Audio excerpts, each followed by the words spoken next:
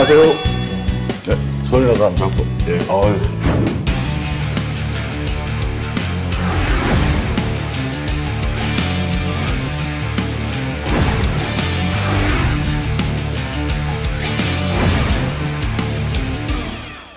자, 근데 오늘 주제가 뭔지 아시겠습니까? 뭐 이때쯤 되면 맨날 똑같은 거 물어보시기 때문에 올해 결산? 뭐 똑같겠죠 또? 네, 거의 정확하십니다.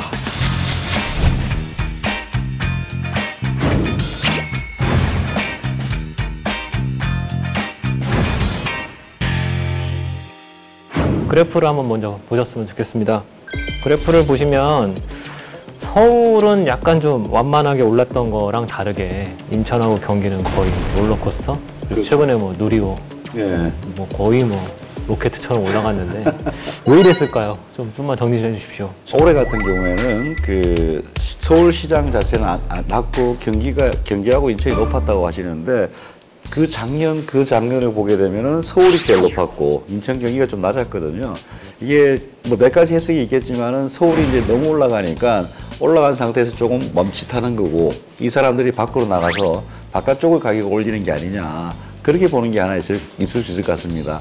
그리고 또 하나는 이제 뭐 철도 얘기들이 이제 지역적으로 특히 여의도에 붙는 철도하고 강남에 붙는 철도 이런 것들 주변으로 해서 한번 나온 게 있고 그리고 이제 계속적으로 나오는 소재가 이제 GTX라는 소재가 GTX는 거의 한 10년 동안 울고 먹는 것 같아요. 김문수 지사 때부터 GTX는 얘기가 나올 때마다 우리가 전출이 될 거다. 우리가 여기 될 것이다. 그래서 들썩들썩 하는데 이런 것들이 계속 가시적으로 들어와서 올해 시장의 모습을 뭐 규정한 게 아니냐 그렇게 볼 수 있겠습니다. 올해 서울 같은 경우는 우리가 흔히 말하는 핵심 지역보다는 네. 약간 외곽 쪽 이쪽이 더 가격 상승률이 높았던 것으로 지금 보입니다.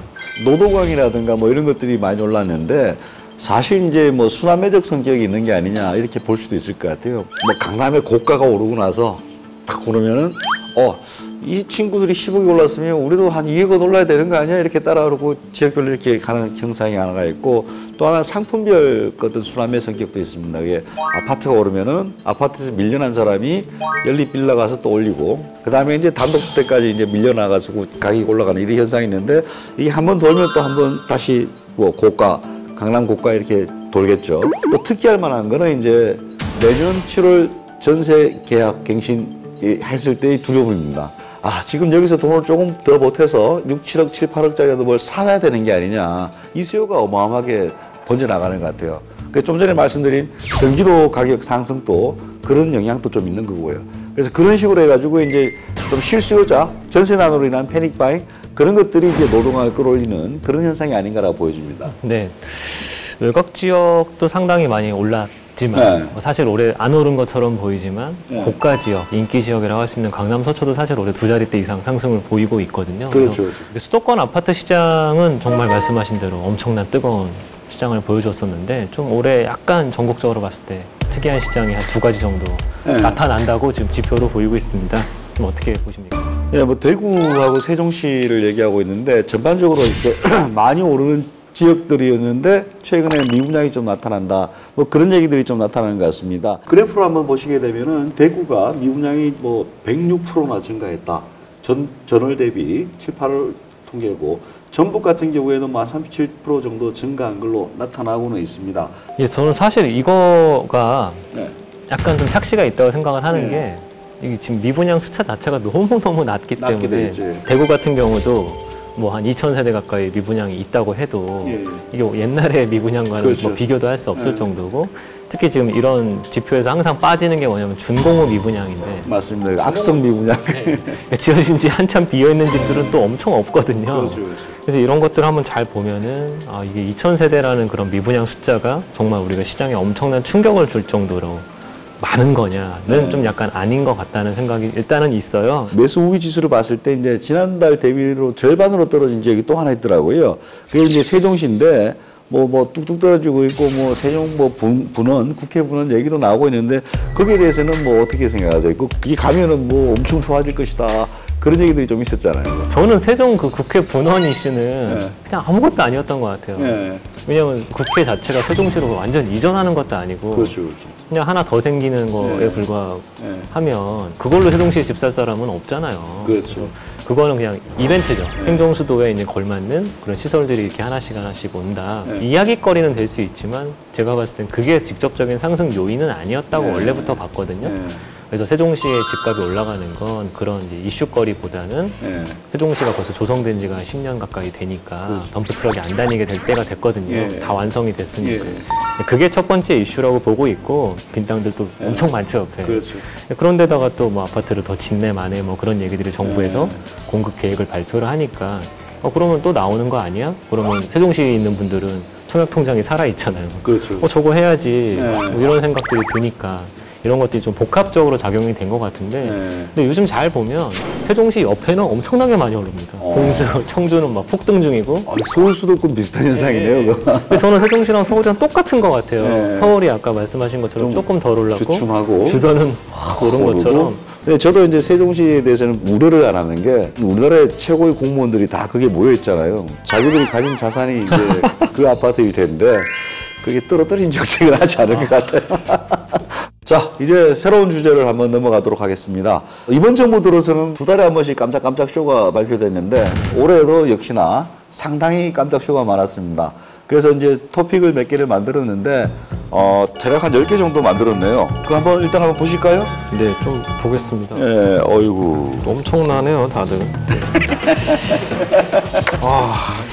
그럼 이제 저희가 이제 올 한 해를 시장을 들었다 놨다 생각했던 핫토픽 베스트 3를 한번 선정해 볼까요? 3위를 한번 뽑아보겠습니다. 네, 하나, 둘, 셋. 자, 이렇습니다. 대출 규제라. 좀 차이가 있네요. 네. 앞으로 나올 대출 규제가 더 충격이 클 것 같습니다. 모두 더 충격적일 수 있을까요?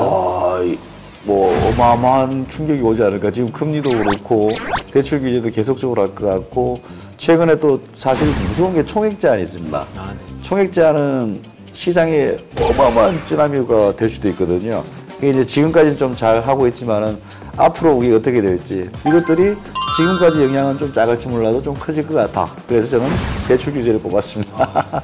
저는 임대차 3법인데 이 계약갱신 청구권 때문에 요즘에 굉장히 힘들어지는 분들이 너무 많은 게 이제 주인도 갑자기 이제 들어와야 되는 이슈들도 생기니까 그렇죠. 이렇게 그럼 갑자기 뜬금없이 퇴거를 해야 되는 상황이 왔는데 임대차법을 건드니까 이제 임대 물량이 줄어드니까 그분들이 갈 데가 없어져서 맞아요. 어딘가 가야 되는 이런 괴로운 상황을 왜 도대체 이렇게 억지로 만들었을까. 지난 몇 년간 없었던 것들을 가장 세게 바꾼 게 전 임대차 3법인 것 같다고 생각했습니다. 전 희한한 게 올해 전세가 최고가 신고된 게 얼마인가 하면은 71억 전세가 있습니다. 71억 전세도 임대차 3법 보호받습니다. 맞습니다. 전 세계에서 그렇게 최고가 주택을 보호해 준다는 대한민국밖에 없으니까 대한민국은 국민들을 아주 아끼는 나라다. 그렇게 볼 수 있을 것 같아요. 부유층도 아끼는 나라. 훌륭한 나라입니다. 자, 그럼 이제 2위를 한번 볼까요? 자, 하나, 둘, 셋. 자, 3등, 2등이 바뀐 상태에서 생각이 약간만 차이가 있군요. 똑같네요. 거의 똑같은 것 같습니다. 이게 지금까지 너무너무 큰 영향이었어요. 작년 7월까지 그래프를 보게 되면은 아주 뭐 주택가격이 오르더라도 그때까지는 유동성으로 좀 오른 게 아니냐. 근데 이제 작년 7월부터 폭등한 모습은 전혀 다른 모습이에요. 그 전까지 임기 처음부터 지금까지 작년까지 그래프하고 달리 이 폭등은 임대차 3법 아니면 해석이 안 된다. 내년 7월이 이제 첫 계약 만기 계약 갱신이 도래하게 되는데 서민들이 굉장히 어려지지 않을까라고 보여집니다. 임대 3법 덕분에 갑자기 전세가 폭등을 하다 보니까 또 누군가는 그 기회를 잘 이용하신 분들도 있는 게 매매가와 전세가가 갑자기 붙어버리는 일이 단기적으로 발생을 하니까 또 그럴 때 또 잘 뭔가 또 액션을 하신 분들도 있고 이게 도대체 왜 그런 괴상한 일들을 자꾸 만들어내는 임대차 3법은 아까 잠깐 말씀하신 내년 7월 달에도 또 이슈를 주지 않을까 또 한번 보고 있습니다. 자, 대표님은 아까 제가 3등으로 뽑은 대출 규제를 뽑으셨는데 대출은 사실 정부가 관여하는 게 아니라 금융기관에서 알아서 할 일입니다. 그렇죠. 왜 대출을 특히 담보대출을 얼마가 넘으면 그냥 안 해준다. 댓글들 보면 잘한다고 하는 댓글이 그렇게 많더라고요. 맞습니다. 문제는 대출 규제가 제일 어려운 사람들을 더 힘들게 만듭니다. 맞습니다.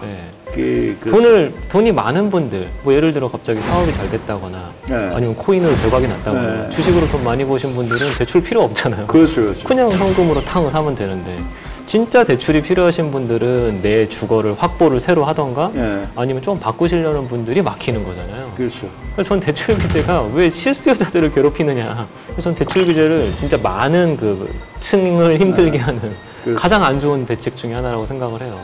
자, 이제 우리가 올해의 이제 1등? 토픽 네. 중에서 1등을 고르셔야 됩니다. 1등을. 1등. 자, 골랐습니다. 자, 하나, 둘, 셋. 자, 이번엔 확 달라졌습니다. 네. 이번에는 먼저 그러면 이 대표님께서 자본주의 퀴즈에 대해서. 이 자본주의를 처음으로 인식이 아니라 처음으로 네. 받아들이는 세대인 것 같아요.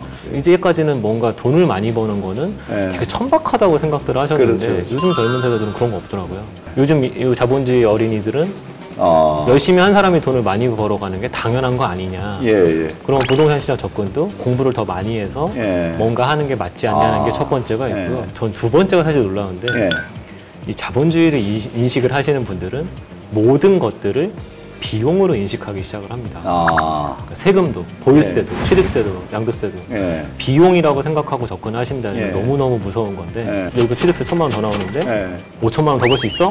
예. 하는 거죠. 옛날 같으면 이거를 아까 천민자본주의로 몰고 예. 가서 야 2주택 되면 큰일 난대, 3주택 예. 되면 큰일 난대라고 했었는데 예. 생각해보니까 얼마 안 되는 거죠. 뭐 합리적 이성에 따른 네. 어떤 계산을 네. 명확히 하고 그런 거네요. 그건. 근데 이제는 그런 정성적인 얘기를 안 하고 예. 정량적인 걸 접근하면 아. 된다가 이렇게 20, 30대가 갖고 있다면 예. 우리 사회는 더욱 발전할 거라고 보고 있습니다. 저는 시장 보궐선거가 정부에게 어떤 경고를 준 게 있지 않을까라는 생각이 있습니다. 그래서 5월, 6월 달까지는 여당에서 뭐 특위를 만들어가지고 세금도 좀 풀어줘야 되고 이렇게 얘기하다가 이제 약발이 한 두세 달 간 것 같습니다. 그 다음엔 다시 그 상태로 돌아가는 그런 게 됐는데 이 시장 보궐선거가 가진 의미는 정부에 대해서 경종을 줬다는 의미가 하나가 있고 내년 선거에서도 지방선거가 있는데 뭔가 개발과 관련된 그리고 공급과 관련된 이것들이 좀 이슈가 될 가능성이 높아진다. 그런 신호탄적 의미에서 저는 보궐선거를 택했습니다. 자, 그럼 오늘 뭐 1등은 확연하게 차이가 났습니다. 그렇네요. 네. 관점이 조금 다른 것 같습니다. 역시 그 학계에 계신 분과 시장에 있는 사람. 역시 냉철하게 계산해서. 네, 저는 계산이 좋습니다. 예. 네.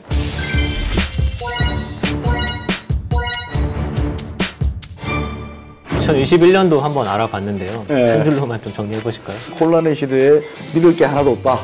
그리고 적어도 내년 선거에서 뭐가 결정이 나야지 조금은 이제 뭐 가시성이 높아진다. 그렇게 보여집니다. 최근에 그 성남에서 팡팡 터지다 보니까 예. 나도 1,000배짜리 한번 할래. 예. 이런 생각들도 다 갖고 계신 것 같고 아이고. 계산 예. 이런 것들을 더 열심히 하게 만드는 그런 게 올해 한 해의 특징 아니었나. 저는 그렇게 좀 정리하고 있습니다. 정리 잘 된 것 같습니다, 이제. 됐나요, 이제? 예. 2022년도가 벌써부터 좀 설레이는데요. 대선. 큰 흐름은 250만 호. 예. 주택 시장에 대해서 전망을 좀 해보도록 하겠습니다. 자, 오를 것인가 떨어질 것인가? 하나, 둘, 셋. 어이구. 다르네요? 또 갈라졌습니다.